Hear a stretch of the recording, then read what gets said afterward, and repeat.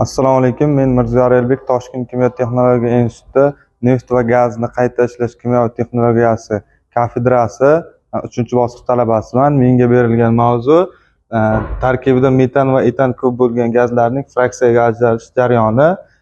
Xo'p, tabiiy gazlarning birinchi bo'lib separatorga jo'natiladi va separatorda ishlangandan so'ng koloniyaga jo'natiladi. Bu koloniyaning nomi metanizatsiya koloniyasi deyiladi. Koloniyaning tepa qismida 94 gradusda metan chiqadi va separatorga jo'natiladi.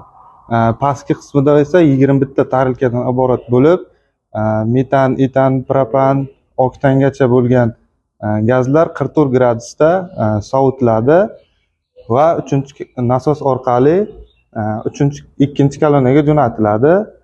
Bu ikkinchi koloniyamizning nomi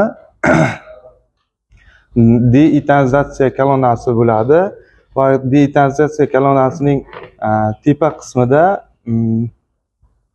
etan chiqib ketadi. Tepa qismidan etan chiqib ketgan etan separatorga jo'natiladi. Bu yerda separatorda 100 gradusda sovitiladi va shu orada past qismidan 0,16% etin ham chiqib ketadi. Va bu koloniyamizning pastki qismida qolgan gazlar metan, etan, shu oktangacha gazlar nasos yordamida 3-koloniyamizga jo'natiladi. 3-koloniyamizda ham 3-koloniyadan qolgan gazlar 4-koloniyaga butanizatsiya koloniyasiga jo'natiladi, o'tadi va shu yerda butanizatsiya